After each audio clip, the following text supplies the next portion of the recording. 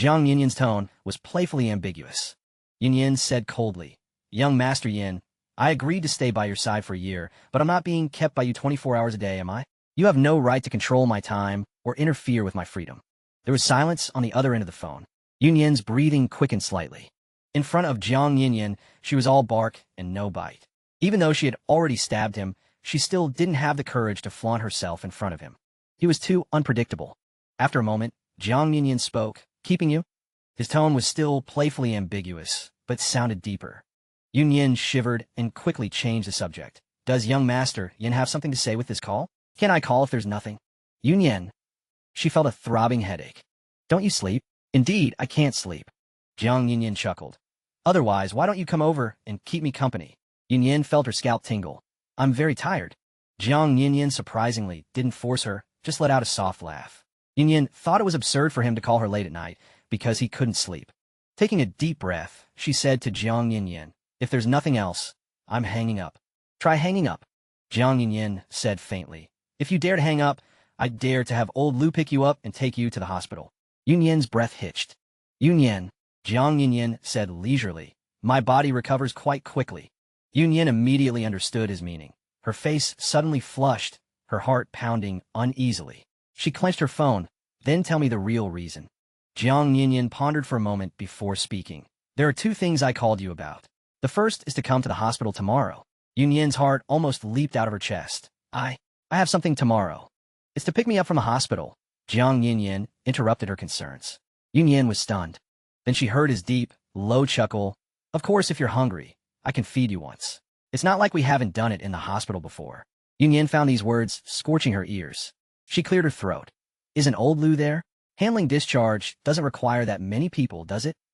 Old Lu had mentioned that he wanted to be discharged, but she hadn't expected Jiang Yinyan to ask her to pick him up. What was he thinking? He wasn't short of people, and the Jiang family couldn't be unaware of his discharge.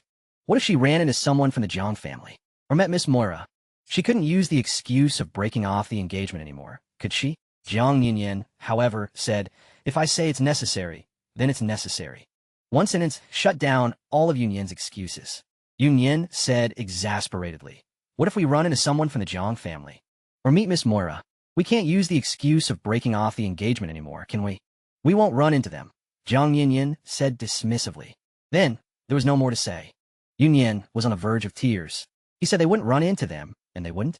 It was clear that Moira acted willfully, and she wasn't like other girls who were afraid of Jiang Yinyan's expression. She went to the hospital whenever she wanted, and she burst into his room whenever she wanted. How could Jiang Yinyan stop her? Jiang Yinyan seemed to see through her little scheme and smiled carelessly. "Sure, let's see how early you can crawl out of bed." The way he said that, Yinyan thought to herself, "To get your discharge sorted out as soon as possible, I'd go right now if I could. As long as you stop making trouble. Don't worry, I'll definitely be there first thing in the morning." "Good. And the second thing?" Yinyan asked. "The second thing." On Jiang Yinyan's end, his voice sounded increasingly languid, deep and low, the kind of pleasant tone that could be hypnotic. But the words that followed were not so pleasant. "It's to chat with me." I can't sleep. Chat with me." Jiang Yinyan said this with utter self-assurance. Yinyan choked for a moment. "Now, of course." Jiang Yinyan chuckled, as if she had asked a ridiculous question. Yinyan's mind was buzzing. "Young Master Yin, have you checked what time it is?" Jiang Yinyan hummed languidly. "People with insomnia don't have much concept of time." "But I don't have insomnia." "True, but you have to listen to me." Yinyan felt that there was no reasoning with Jiang Yinyan at this moment. Suppressing her irritation, she asked, "What does young Master Yin want to talk about?" "Whatever you want." Yinyan said, "I don't want to talk about anything. I just want to sleep." She paused. "If I sleep late, I won't be able to make it to the hospital first thing tomorrow morning."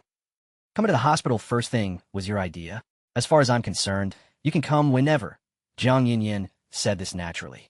Yinyan thought, he's really good at setting traps. So this is what he was waiting for. She thought for a moment. "It's just chatting, right? Last time, you said my father harmed someone. Who did he harm?" Silence on the other end of the phone. "Young Master Yin?" Jiang Yinyan spoke, his voice laced with ridicule. "You're quite the conversationalist. Didn't young Master Yin just say I could talk about whatever I want?" Yinyan retorted, using his own words against him. Silence again on the other end. Even through the phone, Yinyan could feel a chill. He finally spoke, saying flatly, "Go to sleep." With that, he ended the call. Yunyan let out a sigh of relief, but also felt a little stifled. Jiang Yinyan clearly didn't want to talk about it. What was he on guard against? In any case, at least she didn't have to chat with him anymore. Awkward conversation was worse than death to her. As expected, Yinyan woke up late. Jiang Yinyan had disturbed her to the point of insomnia. The more anxious she was to sleep, the more awake she felt.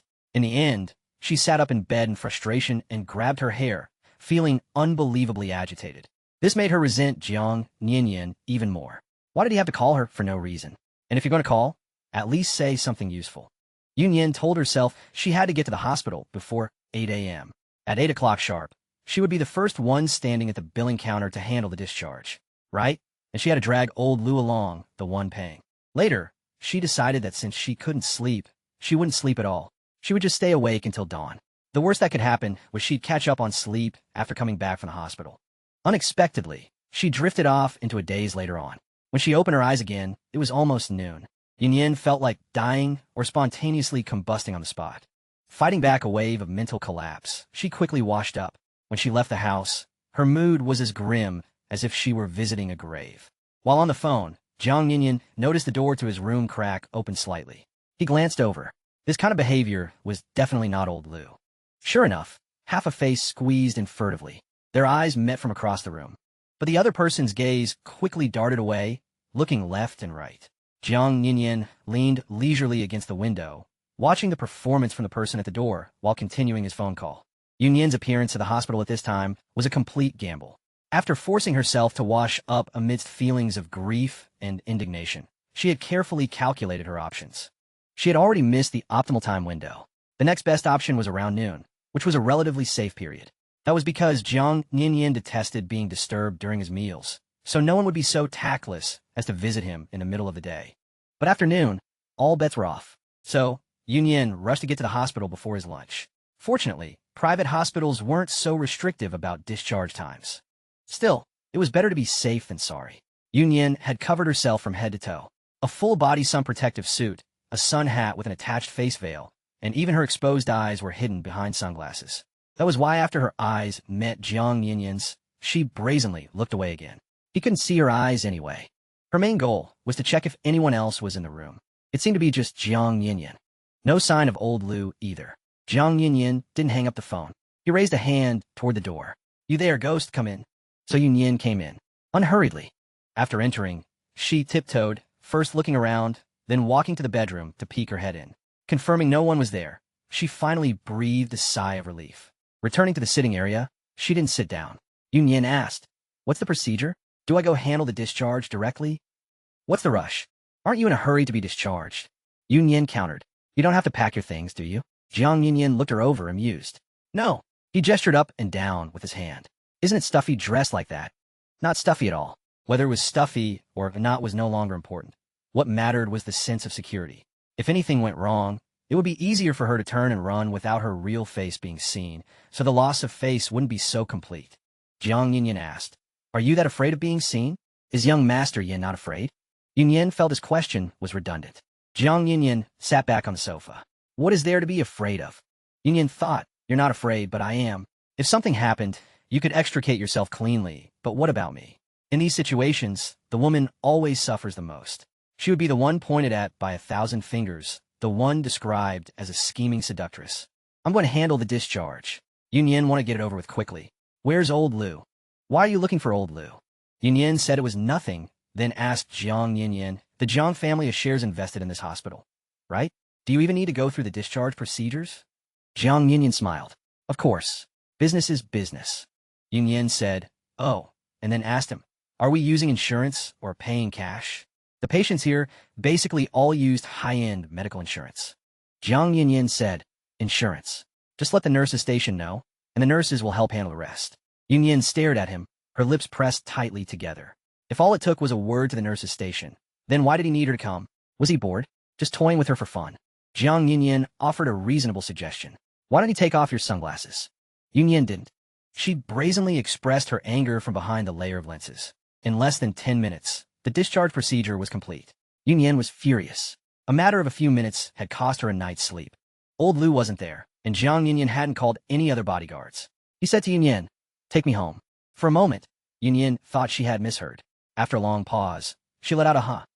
Jiang Yinyan paid no mind to her strange reaction, saying lightly, Old Lou went to run an errand, and I can't drive myself, so it has to be you. Whether he could drive was secondary. The important thing was, he said he was going home? Young Master Yin, it's fine if you don't care, but I can't just brazenly enter the Jiang family's old residence, can I? Yun Yin found it utterly absurd. Compared to her tumultuous emotions, Jiang Yin was very composed. He smiled. In that outfit of yours, forget about entering the old residence. Even if you stood in front of Jiang Zhe, he might not recognize you. I'm not taking you. Yun Yin refused firmly. Call a designated driver.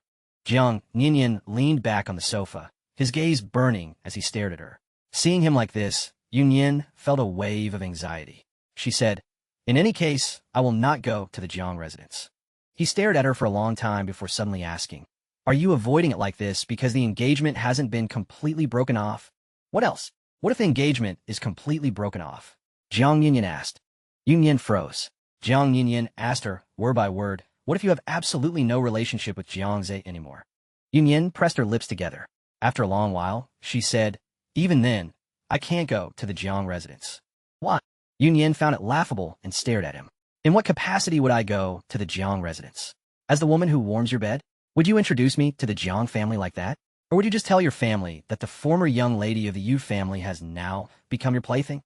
The corners of Jiang Yin's mouth turned cold. He didn't speak, but the chill in his eyes was obvious. Looking at him like this, it was unrealistic for Yun Yin to say she wasn't nervous at all, but those words had just tumbled out without thinking, or perhaps they had been fermenting in her heart for too long, and she had to let them out. Besides, she didn't think she had said anything wrong. After a long pause, Jiang Yin spoke. Are you done? If you're done, go get the car. Yun Yin's breathing grew ragged. I said I'm not. Not to the old residence. We're going to my own place, Jiang Yin said irritably. Yun Yin froze, standing rooted to the spot for a long time. Jiang Yin frowned slightly.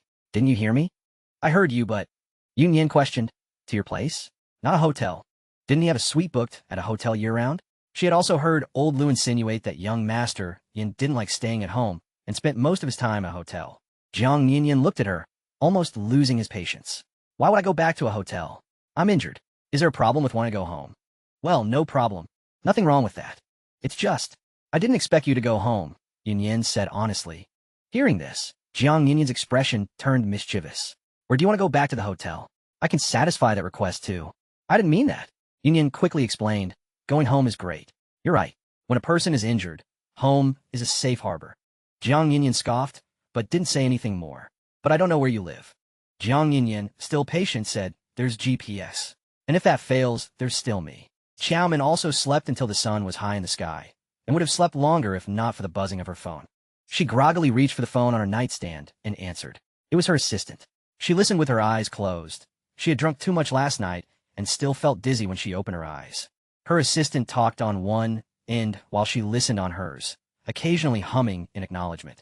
After a moment, she asked, whose agent did you just say want to see me? The other end said, Jeezy. Only then did Xiaomin open her eyes. She stared at the ceiling until her vision finally stopped spinning and said, all right, I know. Let her wait. So many people want to see me every day. There's no need for me to give her the green light. GZ still hadn't given up, something Xiaomin had known for a while. To be thinking of her now, the woman's skin was shamelessly thick. But that was right. This was the world of fame and fortune, after all. People were all like that, especially in a social circle where you were only useful when you were needed. After ending the call, Xiaomin sat up in bed and took a long moment to recover. After last night's celebration party, she had further solidified her position in the fashion world, and there were obviously more people trying to curry favor with her. The price was that the hangover was awful. Why was her phone on vibrate? Xiaomin grabbed her phone to check, and it was indeed in vibrate mode. Looking at her nightstand again, she saw a thermos flask with a note tucked under it. She pulled it out and read, it's honey water in the flask. You could drink some after you wake up before you eat. Yuan Zhou. It was his handwriting. Xiaomin reached for the flask, twisted off the lid, and took a sip. The honey water was still warm. After drinking something sweet, she wasn't sure if her brain had gotten dumber, but she did remember the stupid thing she had done last night. The image of her clinging desperately to Yuan Zhou slowly surfaced in her mind, along with her pathetically asking him to be her boyfriend. Xiaomin put the flask back on the nightstand, pulled the covers up over her face, and only relaxed when she felt like she was about to suffocate. She gasped for air under the blanket. Even so, she could feel her face burning hot, even throbbing. For a moment, Xiaomin didn't want to live anymore. How could you lose control like that, Xiaomin? Drinking really messes things up. You should have just gone all the way and pounced on him. At least then you would have gotten a taste of the man you've been longing for. But in the end, it was still like this. Xiaomin stood in bed for a long time before shakily getting up. It was so vexing. As she passed the sofa, she paused. She vaguely remembered almost falling when she went to the bathroom near dawn, and Yuan Shou had caught her in time. So, he'd slept on the sofa all night? Xiaomin was really frustrated. Such a good opportunity to use being drunk as an excuse to pounce on him. Why didn't she seize it? Breakfast was already prepared. Although it was obviously takeout, there was a rich variety and it was well balanced. There was another note. You usually eat at the office, so try the breakfast from near the apartment for a change. It's not great, but have a bite. It's uncomfortable to have an empty stomach. Xiaomin looked at the table full of breakfast, feeling both exasperated and amused. Did he think she was a pig? He had ordered about 10 different kinds of breakfast items alone. She took a picture, intending to send it to Yuan Shou, but on second thought, remembering last night, she still felt too embarrassed and decided against it. Unexpectedly, a message came from Yuan Shou, making Xiaomin jump. He asked, "Are you awake?" Now, just seeing his name made Xiaomin's heart flutter. For a moment, she pathetically managed to reply with only a single unable to figure out what else to type. It was Yuan Shou who replied again, reminding her to eat something and adding, "You should drink less in the future. It's not safe for a girl to get that drunk." Xiaomin's quietness amused Yuan Shou, who sent a voice message directly. His voice was tinged with laughter. "Are you not fully awake?" Xiaomin paused, then replied, "No, I'm awake." Yuan Shou sent another voice message. You're normal now. If you keep talking abnormally, I'll think you've been kidnapped." He sent 2 voice messages in a row, but Xiaomin only ever used text. This one was, "How could that be?" Yuan Shou said, "If it weren't for me, you almost got dragged away last night." As Xiaomin heard this, fragments of last night's events resurfaced in her mind. Unwilling to dwell on a feeling of being out of control, she drafted a text message. "How do you know you weren't interrupting something good for me?" After sending it, she regretted it. Even though she knew nothing would come of it with Yuan Shou, she shouldn't appear too casual. So, she quickly recalled the message. But it was clearly too late. The screen showed the other party is typing. Xiaomin stared at those words, her heart pounding. Despite her haste, he had still seen it. Sure enough, he replied with a message, this time in text. "Xiaomin, you're not that kind of person." Xiaomin stared blankly at the message he sent for a long time, her heart a mix of emotions. Following Jiang Yinyan's verbal directions, Yinyan drove him all the way home. It was indeed a place where every inch of land was worth its weight in gold. The security department was top tier in the entire North City. Yunyan was almost taken for a criminal suspect, as the guards questioned her endlessly until Jiang Yinyan, annoyed, opened his eyes. His tall frame leaned slightly, reaching out to put an arm around Yunyan's shoulder, and then looked towards the guards outside the car. "Is there a problem?" The guards naturally recognized every homeowner here. Seeing Jiang Yinyan react, they finally breathed a sigh of relief, greeted him repeatedly, and quickly let them pass. Yunyan breathed a sigh as she drove the car towards the garage. It's very safe, but this place. As far as her eyes could see, there were detached villas, each quite far from the next. The vegetation was professionally landscaped, making one feel like they were in a forest. They passed a vast sea of flowers, including an endless lotus pond, which made Yunyan think of Li Qingzhao's line. "Having had my fill of fun, I returned late in my boat, mistakenly entering the depths of the lotus blossoms." "What about this place?" Jiang Yinyan asked lazily. Yunyan thought for a moment and said, "It lacks the vibrant essence of human life." Jiang Yinyan was taken aback. Yunyan didn't look at his expression. As the car drove through, the feeling grew stronger. It was beautiful, picturesque like a dream, yet such beautiful scenery was devoid of people. Jiang Yinyan lazily pointed the way for her, and the car turned into the private garage entrance. He sneered, "Miss, you grew up with a silver spoon in her mouth. Do you even understand what the vibrant essence of human life means?" Yunyan ignored his sneer, following the signs down the private lane, and said calmly, "The Yu family started with a small business in my grandfather's generation. Later, my father expanded the family business. The Yu family is wealthy, but not extravagant. Self-restraint and adherence to propriety. That's the Yu family's tradition. I don't know if you have a misunderstanding about my father, but you have to admit that the Yu family has an excellent reputation. From a young age, I knew that the elite circles never had that vibrant essence of human life. The baseness and hypocrisy of human nature were fully displayed in that circle," she continued. "Later, when something happened to the Yu family and our old mansion was repossessed, I had no choice but to move into my current house. I thought I wouldn't be able to stand it.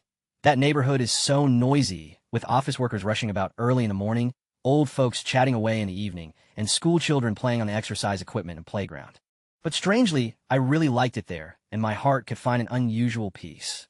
Jiang Yinyan didn't interrupt her. He looked straight ahead, completely silent. Yinyan didn't know if he was listening, but she spoke her mind freely and with satisfaction. Although I come from a wealthy background, I've also experienced falling from the peak of life. I don't know if the place I'm in now can be called the vibrant essence of human life, but I think it is completely different from the circles I used to be in, and the people I interact with are different, yet it makes me feel very grounded. The car entered the garage, and the electronic sensor door opened automatically. It was a private garage, with about 7 or 8 cars parked inside. All Jiang Yinyan's private vehicles, several of which were global limited editions. Yinyan turned off the engine. Jiang Yinyan, however, showed no intention of getting out, leaning back lazily. She turned to look at him, wondering what he was thinking. He was indeed contemplating something, a thoughtful look in his eyes, so he wasn't in a hurry to exit the car. Just as Yinyan was about to suggest leaving, Jiang Yinyan spoke, his tone unexpectedly hesitant. This is also why I don't want to come back. Yinyan thought she'd misheard. What? Nothing. Let's go up, Jiang Yinyan said lightly, like a gentle breeze. Yinyan was taken aback. Jiang Yinyan glanced at her. Do I still need to go up? Otherwise, judging by Jiang Yinyan's expression, it seemed she had asked a superfluous question. Yinyan gestured, reminding him, Young Master Yin, I've already brought you all the way to the garage. Just one last step won't hurt, Jiang Yinyan said with a faint, somewhat roguish smile. Only delivering me home counts as a complete merit. Yinyan glanced at him. Your leg isn't injured. One hair can move the whole body, Jiang Yinyan said, seemingly quite serious again. Yinyan told herself inwardly, endure it. Didn't I decide to be open-minded before? Be docile. Be utterly docile until he's completely fed up. Only then would I be truly free. She smiled slightly. Okay. Jiang Yinyan watched her expression visibly change, a slight curve forming at the corner of his lips. Help me unbuckle my seatbelt. Yinyan's smile stiffened slightly. One hair moves the whole body. She was about to lean forward but felt the posture was a bit ambiguous, so she simply got out of the car, walked around to the passenger side, opened the door, and bent down to unbuckle his seatbelt. Jiang Yinyan's gaze fell on her face. As she bent closer, he could smell a faint fragrance from her, which stirred the man's heart. He didn't conceal his desire for her either. He extended a hand, wrapped it around her slender waist, and with a slight pull, drew her into his embrace. Yinyan gasped in surprise. Before she could react, the man's large hand cupped the back of her head, pressing her down, and the next second, his lips met hers. It was an aggressive onslaught. She tried to struggle, but his large hand held her even tighter, his lips and tongue conquering her. Unable to stand steady in that position, Yinyan's hand immediately braced itself on Jiang Yinyan's shoulder. It was too close to his injury, and she heard Jiang Yinyan let out a muffled groan. Yinyan used this opportunity to pull away from him. Jiang Yinyan sat motionless, glaring at her. Yinyan, what are you hiding from? Isn't that obvious? I lost my footing. I wasn't hiding. I was afraid of aggravating young Master Yan's injury. Yinyan offered a plausible excuse. Jiang Yinyan gave a half-smile, half-sneer. After a long pause, he said, help me out of the car. Yinyan frowned slightly. Still one hair moves the whole body? My wound hurts, you touched it, so come and help me, Jiang Yinyan said nonchalantly. Yinyan thought to herself, he's really good at blaming others. If you hadn't courted death, would your wound hurt? Supporting him, she helped him out of the car, and they took the elevator directly from the underground garage to the residence. How to describe Jiang Yinyan's home? Although not as expansive as the old Jiang family mansion, it was still a considerable size with 3 stories. It offered an almost 240-degree panoramic view, with floor-to-ceiling windows on all 3 levels connected, creating a breathtaking forest-like vista outside that made one feel not at all confined to a room. The entire room was designed in dark tones, mainly deep coffee, beige, and black. Upon entering, the floor lights automatically illuminated, as if one had stumbled into a starlit river. North City gets snow. Yinyan imagined how beautiful the winter scenery outside the window would be, with tree branches covered in white snow, or the delightful experience of brewing tea and enjoying the snow falling softly while inside. But living alone must be very lonely, right? Even with picturesque scenery outside the window, only air would accompany her in appreciating it. Yinyan suddenly recalled his words in the car, just now. She felt sure she hadn't misheard him, that she understood exactly what he meant. So, was he also afraid of loneliness, which is why he preferred staying in hotels? Although one is also alone in a hotel, it ultimately isn't like this house before her. Beautiful, yes, but utterly devoid of the vibrant essence of human life. Yunyin thought this house is only suitable for appreciation, not for living. Their old Yu family mansion back then was also magnificent, built in the style of a Suzhou garden, making anyone who visited admire and praise it. But the Yu family had many members, and just the servants bustling in and out of the house created a lively atmosphere, a stark contrast to this place, which lacked any sense of everyday life and warmth. She looked at Jiang Yinyan. Can I leave now? Jiang Yinyan leaned back on the sofa and said, I'm hungry. Then he asked her, aren't you hungry? Dressed like a ghost or not, she was still human and would get hungry.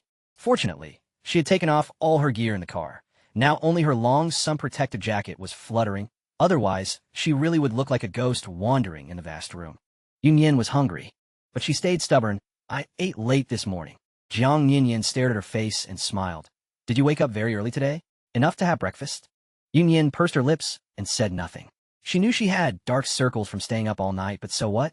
As long as she didn't admit it, it meant the all-nighter didn't exist. Jiang Yinyan didn't argue with her, casually saying, have dinner with me. Yunyin felt overwhelmed. She endured and endured, trying to make her expression as friendly as possible. Then, where's the food? She didn't seem to see a housekeeper.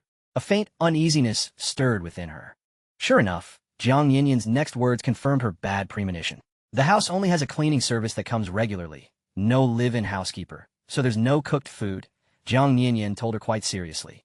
Yunyin, endure. No problem. What do you want to eat? I'll order takeout for you. Can't order takeout, Jiang Yinyan stated nonchalantly. Yunyin chuckled lightly. How is that possible? It's not like we're in the middle of nowhere. How can you not order takeout? She took out her phone, opened a food delivery app to check. Jiang Yinyan didn't stop her, leisurely observing her. He watched as Yunyin's expression changed from confident to astonished, then to disappointed. Yunyin couldn't believe it. Why can't I order takeout here? Jiang Yinyan suppressed a smile, leaning back against the sofa, his long left leg elegantly crossed over his right. You know how to order takeout? Yunyin found it amusing. I'm not an imbecile. After saying this, she suddenly realized it was inappropriate, as if she were scolding him. What if the current Jiang Yinyan wasn't good at ordering takeout? What I mean is, people are forced into things. My family doesn't have a housekeeper now either, so of course, I have to be self-reliant. Yunyin tried to salvage her words. Jiang Yinyan looked at her for a long time before slowly saying, there are no merchants operating nearby. It's to ensure the quietness of this place. Yunyin was dumbfounded. It's not like they were cultivating immortality. No matter how much they wanted quiet, they still had to eat, right? She thought for a moment, it's fine, they can deliver from across the city. In today's society, especially with such a developed food delivery market, as long as you're willing to pay more, what can't you get to eat? How could such a thing be a problem? Unexpectedly, Jiang Yinyan slowly said, they don't allow food delivery here. Yunyin's eyes widened. What does that mean?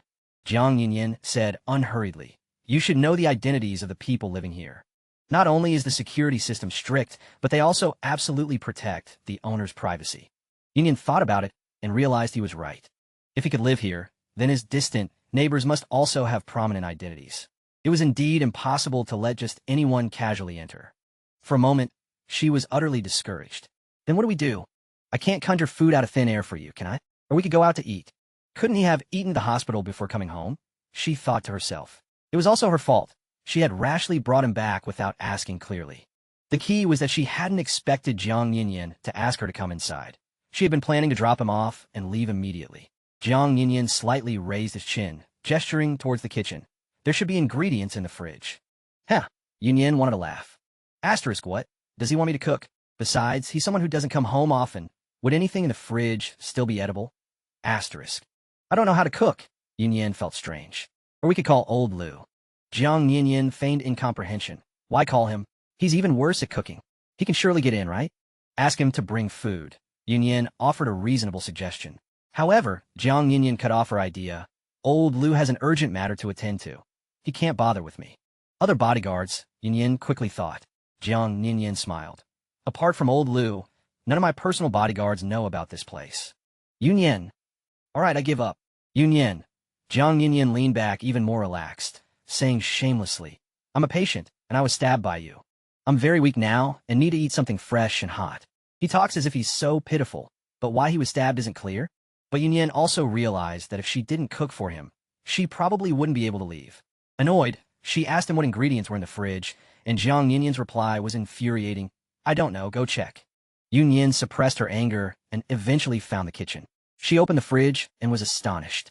She had originally expected the fridge to be empty, so she could justifiably tell Jiang Yinyan that even the cleverest housewife can't cook without rice, and that he should either have someone deliver food or drive out to eat. As it turned out, the fridge was completely stocked with everything from vegetables to meats, fruits to beverages. Yun Yin made one meat dish, one vegetable dish, and a soup. Her cooking skills weren't exactly amazing, but they were at least up to the standard of home cooking. This was also why Yuan Zhou would occasionally come over to her place for a free meal, saying that no matter how delicious the food outside was, it didn't have the taste of home. But Yun Yin thought, if one truly wanted the taste of home, it could only be the Yu family of the past. Jiang Yinyan took a sip of the soup, saying neither that it was good nor that it was bad, and put down his spoon, ordering Yun Yin to eat with him. Yun Yin truly didn't want to stay any longer, but she couldn't leave, so she could only dine with him. The dining table was quiet. Jiang Yinyan preferred quiet during meals, so Yun Yin remained silent. She ate quietly like this. After a few bites, Yun Yin felt something was off. She lifted her eyes, only to meet Jiang Yinyan's gaze as it fell upon her. Yun Yin found it strange. Young Master Yin, aren't you eating? It seemed he had only had a sip of soup. The spoon was set aside, and he had barely touched his chopsticks. Was her cooking that bad? Jiang Yinyan just answered faintly. No rush. No rush meant he wasn't hungry. He was a grown man, and it wasn't her place to urge him to eat. So, Yun Yin paid him no mind and continued eating on her own. Just because he wasn't in a hurry didn't mean she wasn't. Finish eating quickly and get out of there. Yun Yin didn't eat much. A few bites were enough to fill her stomach. Seeing Jiang Yinyan sitting there motionless, she asked, Are you sure you're not eating? If you're not, I'll clear the dishes. Her thinking was that since she had already made the food, she might as well clean up the table too, blocking all his potential excuses. Otherwise, he might say something like, the housekeeper isn't coming today, so you'll have to clean up. Jiang Yinyan did speak, but not according to her script. He said, Of course I'm eating. Yun Yin froze. But lifting my arm to eat pulls on my wound. You feed me. Jiang Yinyan said nonchalantly. Yun Yin thought she had misheard. She uttered. After a long pause, she said, Use your other hand. I'm not used to eating with my other hand, Jiang Yinyan said. Yun Yin thought for a moment and gave a sincere suggestion. How about this, young Master Yin? You're not short on money. How about having old Lu find a caregiver for you? A professional one, to take care of all your daily needs. It might be a bit expensive, but the service would be top-notch. I don't like strangers coming in and out of my place, Jiang Yinyan said. Then have old Lu do it himself. He's your personal bodyguard, anyway. Jiang Yinyan said unhurriedly. You said it yourself. Old Lu is a personal bodyguard, not a caregiver. He can't do the work of taking care of someone. Yun Yin let out a dry laugh. What are you laughing at? If old Lu can't do it, I can. The corner of Yun Yin's brow twitched with displeasure, and she was even a little impatient. Has young Master Yin been away from the Yu family for so long that you've forgotten what I can and can't do? Or do you think my time out in the world has made me indestructible, a master of all trades? Hearing this, Jiang Yinyan wasn't angry. Instead, he smiled. You just reminded me of something. With that, he stood up and walked out of the dining room. Where is he going? Yun Yin furrowed her brow slightly. Before long, Jiang Yinyan returned with something in his hand. He placed it on the table.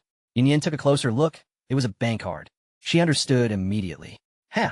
Jiang Yinyan took in her reaction and said impassively, There's no credit limit. You can use it for purchases or cash withdrawals, as you please. There's only one condition. My needs come first. You will do whatever I tell you to do. Yun Yin looked coldly at the bank card on the table. Is young Master Yin putting a clear price on keeping me? Jiang Yinyan looked up at her. Come here. Yun Yin hesitated for a moment, then took a few steps closer. Jiang Yinyan looked at the woman standing about 2 arms lengths away from him and let out an exasperated laugh. You call this coming here? Come to my side. Yun Yin stepped forward. Jiang Yinyan reached out and pulled her. He used a little force, and she understood his intention, so she could only follow the motion and sit in his lap. So the wound doesn't hurt now, she thought. Whether his wound hurt or not was a complete mystery. Jiang Yinyan leaned closer, his high-bridged nose brushing through her hair, inhaling her faint fragrance. He murmured, Is there a difference between having you stay by my side for a year and keeping you? Yun Yin kept her face lowered. After a long moment, she laughed, picked up the bank card, and gestured with it toward him. So, is this your way of constantly reminding me of your status as my employer? The corners of Jiang Yinyan's mouth curved into a smile. Can I? You can, of course you can. Yun Yin sneered. No credit limit.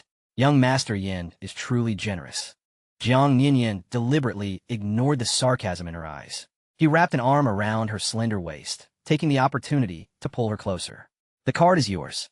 Use the money however you like. His thin lips roamed over her cheek, his voice low and tinged with a half-smile. But you're not allowed to use the money to keep a pretty boy. He then tucked the bank card from her hand into her pocket.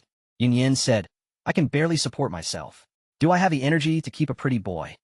I'll support you. You don't need to support yourself. Jiang Yinyan chuckled softly and nibbled her earlobe.